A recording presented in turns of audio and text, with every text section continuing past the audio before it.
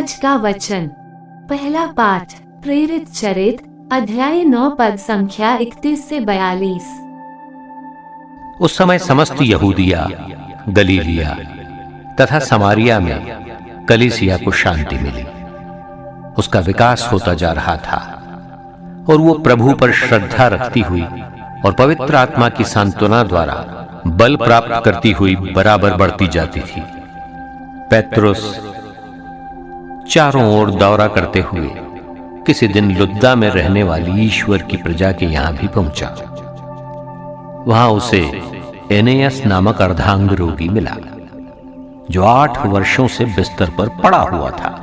पेत्रुस ने उससे कहा, एनेयस, ईसा मसीह तुमको स्वस्थ करते हैं। उठो और अपना बिस्तर स्वयं ठीक करो। और वो उसी क्षण उठ खड़ा हुआ।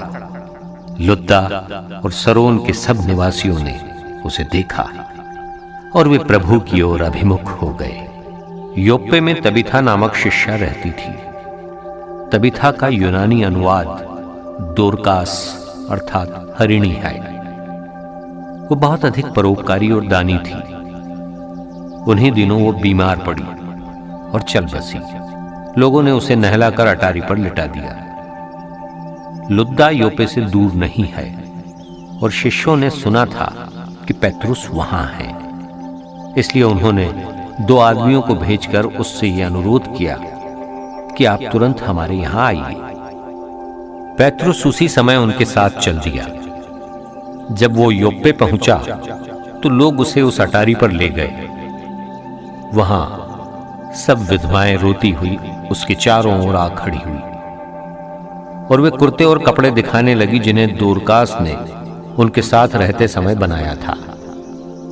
पेत्रुस ने सबको बाहर किया और घुटने टेक कर प्रार्थना की। इसके बाद वो शव की ओर मुड़कर बोला, तबीथा, उठो। उसने आंखें खोल दी और पेत्रुस को देखकर वो उठ बैठी। पेत्रुस ने हाथ बढ़ाकर उसे उठाया और विश्वासियों तथा विधवाओं को बुलाकर उसे जीता जागता उनके सामने उपस्थित कर दिया। ये बात योप्पे में फैल गई और बहुत से लोगों ने प्रभु में विश्वास किया। यह प्रभु की वाणी है। सुसमाचार संत योहन अध्याय 6 पद संख्या 60 से 69। उनके बहुत से शिष्यों ने सुना और कहा, ये तो कठोर शिक्षा है, इसे कौन मान सकता है? ये जानकर कि मेरे शिष्य इस पर भुनभुना रहे हैं, ईसा ने उनसे कहा, क्या तुम इसी से विचलित हो रहे हो? जब तुम मानव पुत्र को वहां आरोहण करते देखोगे जहां वो पहले था, तो क्या कहोगे? आत्मा ही जीवन प्रदान करता है, मांस से कुछ लाभ नहीं होता। मैंने तुम्हें जो शिक्षा दी है वो आत्मा और जीवन है, फिर भी तुम लोगों में से अनेक विश्वास नहीं करते।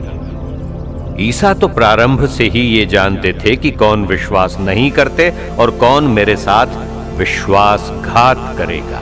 उन्होंने कहा, इसलिए मैंने तुम लोगों से ये कहा कि कोई मेरे पास तब तक नहीं आ सकता जब तक उसे पिता से ये वरदान न मिला हो। इसके बाद बहुत से शिष्य अलग हो गए और उन्होंने उनका साथ छोड़ दिया। इसलिए ईसा ने 12 से कहा, क्या तुम लोग भी चले जाना चाहते हो? सिमोन पेत्रुस ने उन्हें उत्तर दिया, प्रभु, हम किसके पास जाएं? आपके ही शब्दों में अनंत जीवन का संदेश है। हम विश्वास करते और जानते हैं कि आप ईश्वर के भेजे हुए परम पावन पुरुष हैं। यह प्रभु का पवित्र सुसमाचार है। आमीन। आज का चिंतन। ख्रीस्तीय जीवन की वास्तविकता तो यह है कि यीशु ख्रीस्त की शिक्षाओं को समझना कठिन नहीं है, पर उन्हें स्वीकारना उतना ही कठिन है।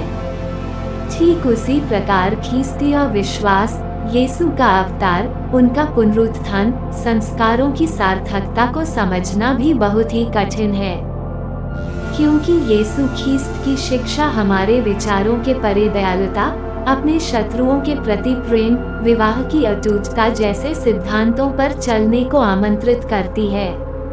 पर आज के इस युग में हम ख्रिस्तियों को भी उनकी शिक्षा अन्य शिष्यों की तरह बहुत ही कठिन लगती है, और आए दिन हम में से बहुत से लोग अन्य धर्मों या सिद्धांतों की ओर पलायन करते नजर आते हैं। इसलिए प्रभु यीशु पेतरुस से पूछते हैं, क्या तुम लोग भी चले जाना चाहते हो? और सिमोन पतरस उन्हें उत्तर देते हैं, प्रभु, हम किसके पास जाए? आपके ही शब्दों में अनंत जीवन का संदेश है। हम विश्वास करते और जानते हैं कि आप ईश्वर के भेजे हुए परम पावन पुरुष हैं। पेतरुस की प्रतिक्रिया से हमें ज्ञात होता है कि यीशु ख्रिस्त की निष्ठा उनके प्रेम पर आधारित थी। पेतरुस के लिए यीशु ही सब कुछ थे। ऐसी बहुत सारी बातें थी जो पेतरुस के समझ के परे थी, पर यह उनके लिए अधिक महत्वपूर्ण नहीं था, क्योंकि उन्हें ख्रिस्त पर भरोसा था। अतः कहा जा सकता है, विश्वास तर्कों के परे जाता है, जहाँ एक रिश्तेदारी की आशा की जाती है, जहाँ लोग प्रेम में दूसरे के लिए मरने को तैयार होते हैं।